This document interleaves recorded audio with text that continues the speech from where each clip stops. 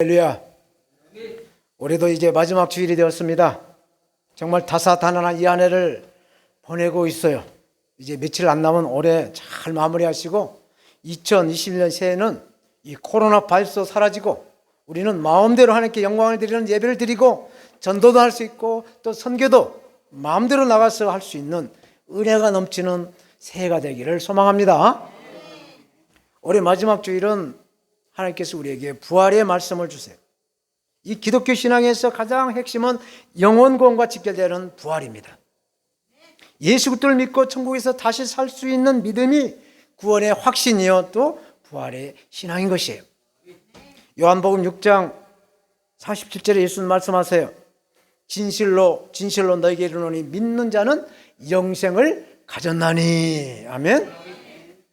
예수 그리스도를 믿는 자는 영생을 가질 것이라고 했습니까? 가졌다고 말씀합니까? 네, 가졌다고 말씀하셨죠. 그러면 제가 질문 하나 드려도 되겠습니까? 만약에 오늘 밤에 주무시다가 이 세상을 떠나신다면 어디에서 눈을 뜰 것으로 생각하시는지요? 천국에서요. 와, 그러시군요. 그러면 또 하나만 더 질문을 하겠습니다. 이 세상에는 어디 가나 다 문이 있어요. 우리가 버스를 타도 문이 있고 전차를 타도 문이 있고 우리 교회나 우리 집에나 모든 것이 다 출입을 하려면 문이 있어요. 그런데 천국에도 문이 있다는 거예요. 요한계시록 3장 7절에 열면 닫을 사람이 없고 또 닫으면 열 사람이 없다라고 하는 이 천국에 문이 있다라고 말씀하세요. 그런데 이 사람은 누구나 다 죽잖아요. 다 죽습니다. 2020년 올해는 저거 가까운 사람들이 몇 사람이 죽어갔어요. 정말 올해는 특별히 이렇게 이 죽음에 대한 것을 많이 생각하게 했어요. 저희 셀라 성교교회 개척할 때 개척 멤버였던 목사님도 돌아가셨고 또 매주 토요일마다 목욕탕에서 같이 목욕 봉사를 하면서 등을 밀어주고 또 제 등도 좀 밀어주신 그 어른도 올해 돌아가시고 몇 분이 많이 돌아가셔서 이렇게 사람이 참 무상하다라는 것을 느끼는 올해 한 해가 되었어요. 이렇게 아무튼 사람은 누구나 다 이게 죽습니다. 근데 죽어서 우리는 예수를 믿기 때문에 천국에 올라가는 거예요. 근데 천국에 올라가는데 천국에 문이 있다고 그랬잖아요. 근데 문만 있는 것이 아니라 문지기가 있어요. 요즘 서울에 좋은 고급 아파트는 경비들이 있어가지고 아니면 전자 시스템으로 해서 그 번호를 알아야 들어갈 수 있는 시스템이 돼 있는 것처럼 천국에 이 수문장이 딱 지키고 있었고 어떻게 왔습니까? 라고 물으신다고 한다면 뭐라고 대답하시겠어요? 저 성남 모란에 있는 셀러교회를 잘 다녀서 왔다고 하시겠습니까? 그런 대답하면 다시 오라고 다시 빠꾸를 시킬 수 있어요. 우리는 예수를 믿어서 왔다고 예수 그리스도를 믿고 왔다라고 대답을 해야 천국의 문이 열릴 줄로 믿습니다. 그래서 이 예수 그리스도를 믿고 천국에 갈 수 있다라고 하는 그 확신이 우리의 그 구원의 확신인 줄로 믿습니다. 예수를 믿는 신앙생활의 답은 부활의 삶이에요. 부활의 신앙. 어디서 왔어? 왜 살고? 어디 갔어? 우리가 어디로 가서 또다시 눈을 뜰 것인가? 이것을 믿는 것이 우리의 믿음인 줄로 믿습니다. 요한복음 10장 9절 이하에 이렇게 말씀하세요. 예수님이 내가 문이니 누구든지 나로 말미암아 들어가면 구원을 얻고 또는 들어가며 나오며 꼴을 얻으리라. 도적이 오는 것은 도둑질하고 죽이고 멸망시키려는 것뿐이요 내가 온 것은 양으로 생명을 얻게 하고 더 풍성히 얻게 하려 하는 것이다 말씀을 하세요. 저 여러분들이 믿음 생활을 하고 있는데 우선순위가 바로 이 영원 구원과 직결되는 부활의 신앙이다라고 말씀하고 있어요.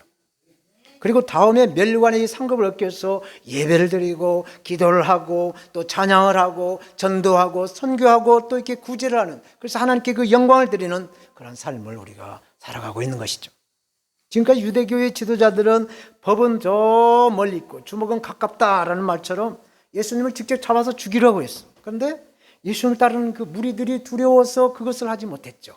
그래서 이제 로마의 권력과 손을 잡고 그 법으로 예수님을 어떻게 한번 이렇게 책을 잡아가지고 이제 어떻게 한번 이제 감옥에 가둬가서 죽이려고 하는 그런 수를 썼는데 어떻게 됐습니까? 예수님의 그 대답이 가이사의 것은 가이사에게, 하나님 것은 하나님께 드려라 라고 그냥 신통방통한 그러한 그 말씀에 답을 하시니까 그들이 심히 기억이다 라고 하면서 돌아갔죠. 그리고 오늘 본문에서 결혼이라고 하는 세대 결혼이라는 이 율법을 가지고 예수님을 이제 엮어서 죽이라고 했죠. 힘으로 해서 안 되니까, 또 세상의 법으로 해서도 안 되니까 이제 유대인들이 가장 중요하게 여겼던 그 율법을 가지고 나와서 예수님을 이제 어떻게 엮어가지고 이제 죽이려고 하는 그런 작전을 하고 있는 것입니다. 기독교의 핵심 중의 핵심은 부활인 줄로 믿습니다. 이 세상에 존재하는 모든 종교는 죽음을 극복하지 못했어요. 그러나 저와 여러분들이 예수를 믿고 예수 그리스도를 믿음으로 해서 예수님은 죽음을 극복하시는 분이기 때문에 우리가 예수 그리스도를 통해서 우리도 죽음을 극복해서 영원한 영생의 삶을 살아가는 것이에요. 아멘. 그래서 오늘 본문의 말씀을 중심으로 부활에 대한 하나의 말씀을 받겠어요. 첫째로 사두개인들은 왜 부활을 믿지 않았는가에 대해서 한번 살펴보도록 하겠어요. 오늘 본문에는 유대교 지도자들 가운데 사두개인들이 등장을 해요. 신약에만 등장하는 이 사두개파는 항상 보면은 이 성경에 보면요 바리새파들과 항상 다퉈요. 어떤 상극이에요. 그렇게 충돌하는 집단들이 바로 사두개인들이에요. 성경 역사를 보면은 이 성경의 역사가 토탈 6,000년으로 보고 있어요. 구약에서부터 요한계시록까지 6,000년의 길이 성경 안에 들어있어요. 그래서 구약 성경에서 신약 성경으로 넘어오는 그 과정이 있어요. 그 과정이 400년이 있었어요. 400년 동안에는 선지자가 없는 침묵의 시대다라고 말을 하고 있어요. 호랑이가 없는 산에는 누가 왕이죠? 토끼가 왕이다라고 말한 것처럼 선지자가 없는 이스라엘은 페르시아의 그 제국을 무너뜨린 헬라 제국이 이제 헬라의 문화가 헬라 제국으로 인해서 들어오게 돼요. 그래서 4,000년 동안 그 히브리즘의 그 신본 사상과 이제 헬레니즘, 그 인본주의가 이제 만나가지고 충돌을 일으키고 있는 것이죠. 우리나라 속담에 굴러온 돌이 박힌 돌을 뽑아낸다라고 지금 헬라 문화가 이 히브리 문화를 지금 막 충돌해서 드러내려고 하는 것이에요. 히브리 전통을 지키는 이 바리새파들은 모세 오경에다가 구전 율법을 다 모아서 613가지 하라와 하지 마라의 613가지 그 법을 만들어서 철저하게 율법을 지켜왔어요. 그런데 이 사두개파는 예루살렘 성전의 그 제사의 그 모든 주도권을 가지고 있었어. 그래서 이 사두개인들은 굉장한 지도층과 상류층으로 구성이 되어 있는 사람들이에요. 근데 이 사람들은 모세 오경만 지키면 된다라고 그랬어. 그래서 율법을 모세 오경만 또 잘 지키면 괜찮은데 모세 율법도 그냥 건성으로 대충 지키면서 이 헬라 제국의 권력과 손을 잡고 또 로마 제국의 권력과 손을 잡으면서 어떻게 보면 제사보다는 그 제밥에 관심이 있는 그러한 정치 세력이었다라는 얘기입니다. 이스라엘 백성들은 구약 성경에 보면 에스겔 37장에 마른 뼈들이 이렇게 생기로 다시 살아나는 그 부활의 신앙을 가지고 있었습니다. 그러나 사두개인들은 오로지 모세 오경만 인정하고 모세 율법만 인정하고 부활이나 천사나 영생에 대한 것들을 믿지 않는 그러한 현실주의자들이었어요. 그래서 당대 정치인들과 손을 잡고 성전 제사에 영향력을 행사하는 그러한 정치 집단들, 정치에 그 관심을 가진 사람들이 되었어요. 오늘 본문 18절, 19절 말씀 다시 봅니다. 부활이 없다 하는 사두개인들이 예수께 와서 물어가로되 선생님이여 모세가 우리에게 써주기를 사람의 형이 자식이 없이 아내를 두고 죽거든 그 동생이 그 아내를 취하여 형을 위하여 후사를 세울지니라 말씀합니다. 사두개파 예수님께 나와서 신명기 25장 5절 말씀을 인용을 해서 이 수혼제도, 형이 자녀가 없이 죽으면 그 형제에 따라서 그 형수를 부인으로 삼아가지고 자녀를 낳아야 되는데 다 자녀가 없어요. 그랬을 때 그 여인은 누구의 부인이 되어서 부활 때 만나느냐라는 것을 묻는 것이었어요. 고대 근동 지방에서 이 수혼 제도가 있었어요. 아주 이스라엘뿐만 아니라 이스라엘 근동의 모든 나라들이 이러한 수혼 제도를 지키고 있었는데 그 목적은 그 가정의 가문과 그 가정의 재산을 지키고 또 자식 없이 혼자 살아가는 그 과부들의 삶을 보호하는 것이었어요. 그러니까 일종의 그 복지와 같은 그러한 제도였다라는 것이죠. 하나님이 이스라엘 민족에 이 수혼 제도를 허락하신 이유가 하나 있었는데 그것은 아브라함과 맺은 그런 언약과 관련이 있다라고 그래요. 하나님께서 아브라함과 그 창세기 13장 6절에 땅의 티끌과 같이 내 자손이 나올 것이다라고 하나님이 아브라함이 약속을 하셨잖아요. 근데 이스라엘 백성 중에서 이렇게 자녀가 없고 후사가 없으면 그 약속과 이렇게 맞지 않기 때문에 수혼 제도를 하나님이 허락하셨다라는 얘기죠. 사랑하는 우리 동역자 목사님들, 성도 여러분, 당시 사두개인들은 성전에서 제사를 드리는 제사장이에요. 그런데 제사장이 제사만 드리는 것이 아니라 막대한 권력을 가지고 있다는 거예요. 그래서 그 대제사장도 언제든지 갈아치울 수 있는 그러한 권력을 가지고 있었어요. 요새 말하면 살아있는 권력이라고 말하잖아요. 요새 말로. 사두개파들은 부와 명예와 권세를 누리면서 하나님과 세상 권력을 왔다 갔다 이렇게 양다리를 걸치고 있었다는 거예요. 그래서 율법과 세상의 그 법을 적당히 혼합해서 적당히 타협하는 그러한 일을 하고 있는 것이죠. 그들은 메시아 또 천국, 지옥, 다윗의 왕국과 같은 그러한 내세에 대한 관심은 없어요. 그러나 항상 바리새파 이렇게 논쟁을 하고 또 싸움을 하고 그들은 모세경을 또 달달달 외워가지고 또 성경을 가르치는 그런 사람들이었다는 거예요. 그런데 그들은 이 사두개파들은 보이는 것, 눈에 보이는 것에만 심취해져 있기 때문에 눈에 보이지 않는 세계를 볼 수가 없었어요. 영안이 없었다는 얘기죠. 그래서 예수님이 그리스도로 오신 그 예수님을 알아보지 못한 그런 행위를 지금 하고 있는 거예요. 예수님 말씀하세요. 누가복음에 9장 62절에 쟁기를 잡고 뒤를 돌아보는 자는 하나님의 나라에 합당하지 않는다라고 말씀하셨어요. 임마누엘 함께 하시는 하나님을 의지하시면서 이 땅에서 우리는 최선을 다해서 주님의 그 사랑을 받고 그 사랑을 나눠주는, 그래서 다시 천국에서 만날 수 있는 우리 모두가 되어야 될 줄로 믿습니다. 할렐루야. 두 번째로 성경은 부활을 어떻게 말씀을 하시는가에 대해서 한번 살펴보겠어요. 요한복음 6장 38절 이하에 이렇게 말씀합니다. 내가 하늘로서 내려온 것은 내 뜻을 행하려 함이 아니요 나를 보내신 이의 뜻을 행하려 함이니라. 나를 보내신 이의 뜻은 내게 주신 자 중에 내가 하나도 잃어보지 아니하고 마지막 날에 다시 살리는 이것이니라. 내 아버지의 뜻은 아들을 보고 믿는 자마다 영생을 얻는 이것이니 마지막 날에 내가 이를 다시 살리리라. 그러니까 예수님이 부활을 위해서 오셨다. 예수님께서 저와 여러분들을 다시 부활시키기 위해서 이 땅에 오셨다라고 말씀을 하세요. 그래서 우리는 예수 그리스도를 믿으면 부활될 줄로 믿습니다. 사도 바울도 부활에 대해서 고린도전서 15장 12절 이하 이렇게 말씀하세요. 그리스도께서 죽은 자 가운데서 다시 살아나셨다 전파되었거늘 너희 중에서 어떤 이들은 어찌하여 죽은 자 가운데서 부활이 없다고 하느냐. 만일 죽은 자의 부활이 없으면 그리스도도 다시 살지 못하였으리라 라고 말씀하셨어요. 구약의 시대에서도 구약 성경에도 보면은 부활에 대한 믿음을 가지고 있었는데 욥도 또 다니엘도 또 다윗도 이사야 호세아 등에서도 부분적으로 이 부활에 대한 영생을 가지고 영생에 대한 말씀을 하고 있는 것이에요. 이러한 부활 사상은 바벨론 시대의 그 포로 시대 이후에, 그러니까 신약과 구약의 그 중간 지대인 그 침묵의 시대인 400년 동안에도 누가 어떤 모양으로 부활할 것인가에 대한 이 부활에 대한 관심이 굉장히 높았다고 그래요. 그래서 당시 유대인들은 부활신앙을 다 웬만한 사람 다 가지고 있어요. 사두개인들만 빼고. 그래서 예수님의 죽은 나사로에 대한 마르다와 대화에서 요한복음 11장 24절에 마르다가 가로되 마지막 날 부활에는 다시 살 줄을 내가 아나이다. 이 마르다도 예수님 앞에서 내가 마지막 때에는 내가 살아날 것이다 라고 고백을 하고 있는 거예요. 그러나 예수님의 제자들은 또 이 부활을 정확하게 이해하지 못하고 있다라고 공관복음서 보면 쭉 기록이 되어 있습니다. 그래서 예수님은 부활에 대해서 제자들에게 묻습니다. 요한복음 11장 25절이야.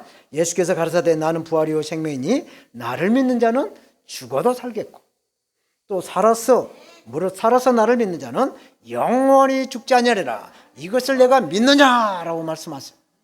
이 말씀이 확실하게 믿어야 될 줄로 믿습니다.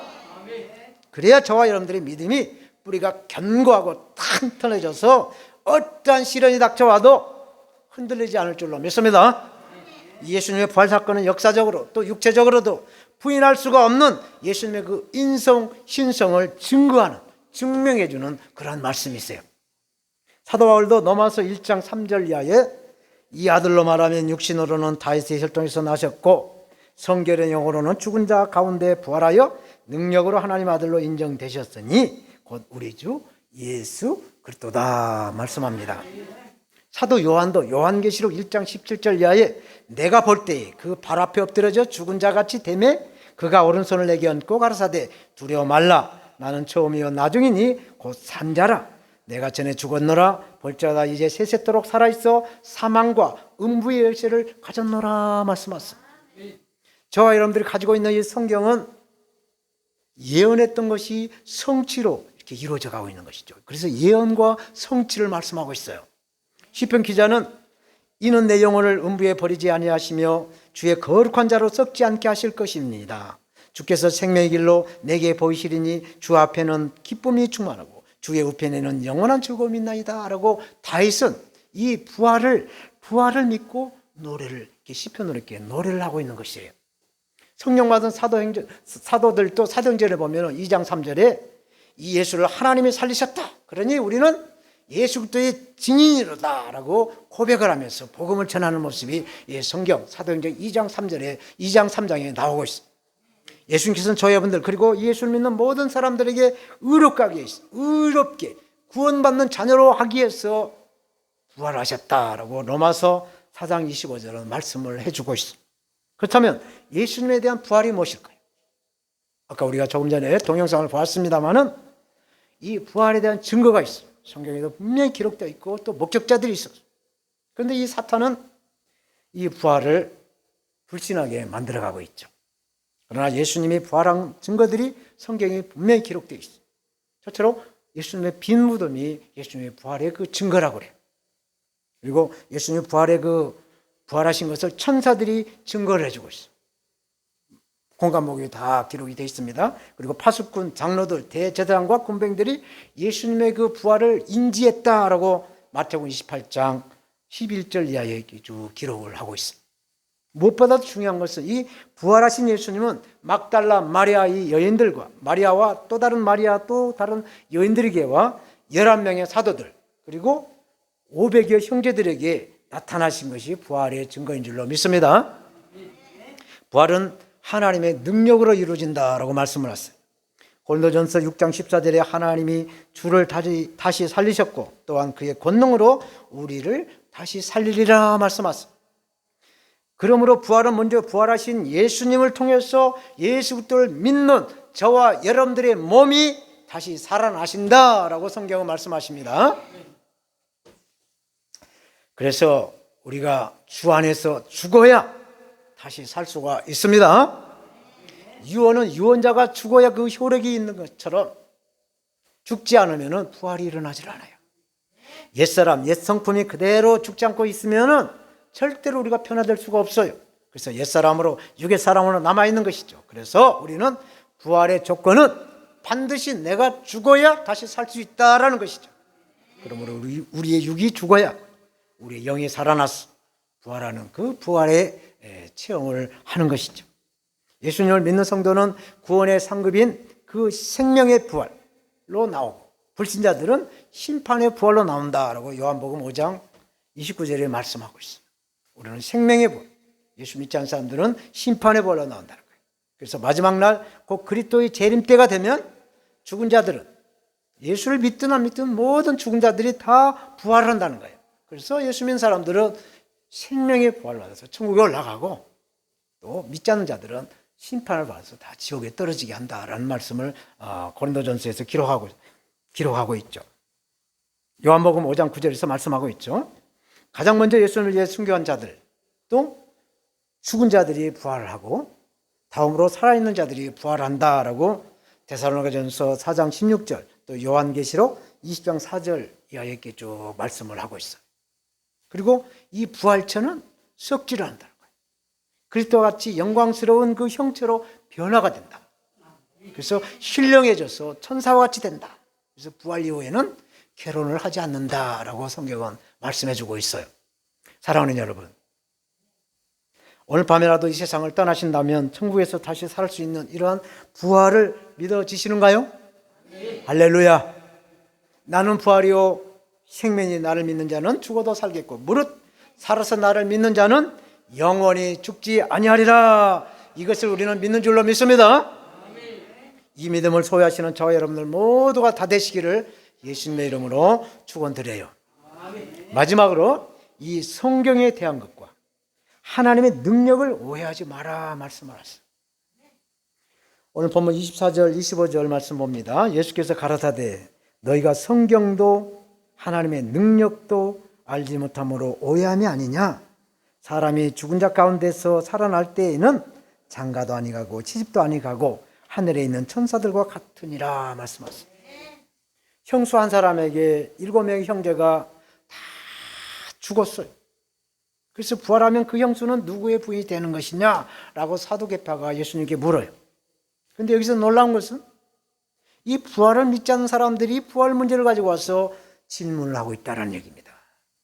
그런데 예수님은 이 질문을 통해서 이 부활을 부정하는 부활의 신앙을 부정하는 그들에게 부활에 대한 그 오해를 풀어주고 또 복음을 위해서 설득을 하고 있습니다. 여기서 저는 요즘 저에게 설득력이 없어졌다는 것을 깨닫게 해줬어요. 하나님의 은혜인 줄로 믿습니다. 제가 이 설교를 준비하면서 말로는 정말 무엇이든지 다 할 수 있죠. 말로는 다 모든 거 다 할 수 있죠. 근데 행동으로, 삶으로 이렇게 적용하는 것들이 저의 사역이나 저의 삶에 어떻게 이렇게 사두개파와 똑같은 그런 삶을 살고 있는가. 이것을 성령님이 깨닫게 해주셨어요. 제가 과거에, 지금도 뭐 이게 완전히 없어지지는 않았습니다만, 과거에 음식을 준비해서 정말 정성껏 밥상을 차려줄 때마다 저희 아내에게, 뭐 반찬이 짜네, 싱겁네, 뭐 이렇게 하여튼 불평을 많이 했어요. 그래서 제가 신대원을 가게 되는데, 한국에서 공부하지 말고 미국으로 가라. 가서 혼자 가서 고생해봐라. 쫓겨나듯 해가지고 하여튼 미국을 가서 3년 동안 제가 자취해가지고 밥을 제가 직접 끓여 먹으면서 손수 그걸 터득을 해봤는데도 그게 쉽게 고치지가 않더라고요. 그래서 돌아와서도 뭐 짜네, 뭐 싱겁네 말이 이렇게 나오는 거예요. 제가 그렇게 살아오니까 그 반응이 저에게 왔어요. 한 주간 이 설교 한 편을 준비하기 위해서 정말 밥상 정성을 가지고 차려둔 것 같이 정말 한 주간 내내 설교를 준비해가지고 주일에 와서 이렇게 설교를 하는데, 지금 안 그렇습니다만 예전에 함께 섬겼던 목사님은 입을 쩍 벌리고 졸고 계시고 막 이런 걸 보면서 제가 경악을 했어요. 야, 내가 이런 걸 심었구나. 그 모습이 제 모습이었어요. 이래서 심는 대로 거둔다라는 이 성경 말씀을 오해하지 말아야지. 또 항상 함께 하신 임마누엘 그 하나님의 그 능력을 오해하지 말아야지. 우리가 부활하며 부활을 그 소망하며 살아가는 그 삶을 또 이렇게 감사하면서 정말 함께 하시는 그 하나님의 은혜에 그 감사하는 그러한 삶을 살아야 되겠다라는 것을 깨닫게 되었어요. 사랑하고 우리 존경하신 우리 여러분들, 사두개인들이 부활신앙을 가지 못한 것에는 두 가지가 잘못되어 있다라고 지적을 해주고 있어요. 하나는 성경을 잘 모르고 있고, 또 하나는 하나님의 능력을 모르기 때문이다라고 예수님이 이렇게 설득을 하면서 이제 그것을 깨우쳐주고 있는 것이죠. 우리가 성경을 모르면 성경을 덮어놓고 믿는 것이죠. 그냥 덮어놓고 믿으라고 하잖아요. 덮어놓고 믿죠. 그런데 이 성경을 잘 모르게 되면 이단에 넘어갈 수 있어요. 우리 교회 앞에도 이단이 있었는데 이단은 다 어디로 가버리고 사라지고 새로운 업체가, 인터넷 업체가 들어온다고 지금 인테리어 공사하고 있더라고요. 아멘. 이렇게 우리는 성경을 알아야 될 줄로 믿습니다. 요한복음 7장 38절에 나를 믿는 자는 성경의 이름과 같이 그 배에서 생수의 강이 흘러나리라 말씀하세요. 여기서 이 생수의 강이라는 말씀은 성령이 임하신다라는 말씀이세요. 성경은 성령의 감동으로 기록된 것이었으므로 이 성령이 임해야 성경의 모든 보는 눈이 열릴 줄로 믿습니다. 그래서 성령이 임해야 성경의 맥이 풀려나간다는 거예요. 제가 성경 공부를 좀 해봤어요. 해보니까 이 설교의 본문을 딱 잡게 되면 그 당시의 시대적인 배경, 또 문화적인 그런 상황에서 하나님이 원하시는 그 메시지를 발견하게 되고, 또 그 본문에서 우리를 구원자로, 우리를 부활시키기 위해서 오신 그 예수님을 찾아내는 그런 것을 알게 되었어요. 그래서 성경은, 우리가 가지고 있는 성경은 어떤 종교, 어떤 그 종교의 그 경문과 다른 거예요. 이 성경의 말씀들은 우리의 문제를 해결하는 그런 마스터키가 들어있어요. 그래서 이 성경은 우리의 그 인생의 카운셀러, 상담사이면서도 무에서 유를 창조하는 하나님의 능력이 바로 이 성경 안에 들어있는 줄로 믿습니다. 성경은 약 1600년 동안 각각 다른 시대에서 또 다른 장소에서 출신 배경도 다른 사람들이 40명이 이 성경을 기록을 했어요. 성령이 감동을 받아서 기록을 했어요. 그래서 동일한 하나님의 그 능력이 이 성경 안에 기록이 되어 있어요. 그래서 성경을 믿으면 예수 그리스도를 믿는 것입니다. 아멘. 그리고 또 예수 그리스도를 믿으면 우리가 이 성경의 말씀을 믿는 것이에요. 그래서 요한복음 1장 1절에 태초에 말씀이 계시냐, 이 말씀이 곧 하나님과 함께 계시니 이 말씀이 곧 하나님이시다. 이 말씀이 바로 성경, 로고스, 예수 그리스도면서 우리가 예수를 믿어야 성경을 믿어진다라는 말이에요. 히브리서 4장 12절 13절 하나님의 말씀은 살았고 능력이 있어 좌우의 날성 어떤 검보다도 예리하여 혼과 영과 관절과 골수를 찔러 쪼기까지 하며 또 마음의 생각과 뜻을 감찰하시나니 지으신 것이 하나라도 그 앞에 나타나지 않음이 없고 오직 만물이 우리를 상관하신 자의 눈앞에 벌과 우선같이 드러난다라고 말씀하지 않습니까? 그래서 이 세상에 빛으로 오신 그 예수 그리스도는 MRI 요즘 병원에 가면 MRI 찍잖아요. CT보다 더 진화된 것이 MRI라고 하는데 MRI로 모든 걸 다 찾아냈는데 MRI가 찾지 못하는 우리의 마음까지도 하나님의 빛은, 예수님의 빛은 우리를 비춰서 우리의 마음을 읽어낸다라는 것입니다. 그래서 이 말씀이 예수님이 영원토록 동일하시다. 히브리서 13장 8절 예수 그리스도는 어제나 오늘이나 영원토록 동일하시다라고 말씀을 하셨어요. 그래서 예수님의 그 말씀이신 이 성경을 우리가 늘 읽고 성경 속에 역사하시는 예수님을 우리가 찾고 그 속에서 성령의 도움을 구해서 하나님의 말씀을 이렇게 깨달아 가야 될 줄로 믿습니다. 이런 하나님의 능력을 믿는 이런 믿음이 되어야 될 줄로 믿음의 달인이 되어야 될 줄로 믿습니다. 성경에도 또 밝은 지식과 지혜이신 그 성령의 능력으로 성경의 박사들이 다 되시기를 축원합니다. 이제 말씀을 맺겠어요. 예수님을 믿는 사람들은 예수님의 그 신부로 신랑이신 예수님을 맞이할 준비를 하는 사람으로 우리가 비유를 하죠. 그래서 신부단장한다라고 말을 하죠. 그래서 예수님을 믿는 사람은 자기보다 신랑이신 예수님을 위한 삶을 살아가려고 힘을 쓰고 애를 쓰는 것이죠. 어떤 돈이 많은 아주 부자가 암 선고를 받고 이제 6개월 후면은 죽게 되는 그런 시한부를 선고를 받았어요. 그런데 이 시한부 삶을 사는 이 암 환자가 곰곰이 생각을 했대요.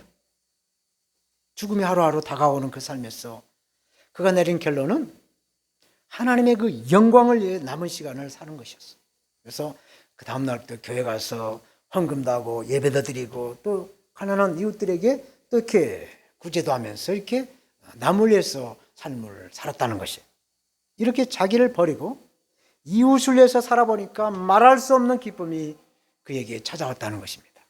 그래서 그 몇 개월이 지금까지 살아온 그 인생의 그 모든 삶보다 더 행복한 삶이 되었다라는 것이에요. 그런데 6개월이 지났는데도 죽지를 않았다는 거예요. 그런데 어째서 안 죽었나 하고 병원에 가서 검진을 해보니까 그 암은 어디서 온데간데 없이 사라져버리고 강건하게 건강하게 암 완치의 그 판정을 받았다라고 전해주고 있어요. 이것이 부활인 줄로 믿습니다. 오늘 본문에는 사두개인들이 부활을 믿지도 않으면서 부활에 대한 질문으로 예수님을 시험하면서 죽이려고 하래요. 그러나 우리 신랑이신 예수님은 전혀 거기에 동요하지 않고 모세의 오경을 예로 들어서 출애굽기 3장 6절에 나는 내 조상의 하나님이니 아브라함의 하나님, 이삭의 하나님, 야곱의 하나님이라. 본문 27절에도 하나님은 죽은 자의 하나님이 아니요 산 자의 하나님이시니라. 너희가 크게 오해했도다 라고 말씀을 하고 있어요. 부활이 무엇입니까? 부활은 내가 죽어야 다시 살아날 줄로 믿습니다. 부활의 조건은 죽음이에요. 하나님의 능력은 절대로 하나님의 능력은 절대로 이 보혜사 성령을 통해서 나온다는 것을 우리는 알아야 됩니다. 그래서 우리는 성령을 구하시고 성령을 찾으시고 성령을 두드려서 성령의 능력으로 우리를 죽였어. 우리의 육사람, 우리의 옛사람을 죽여서 부활을 체험하시기를. 그래서 2020년 올해 안에 있었던 모든 좋지 않았던 것은 다 없애버리고 성령의 불로 태워버리시고 희망찬 새해를 맞이하시기를 부활하신 주 예수님의 이름으로 축원합니다. 아멘. 기도하겠습니다.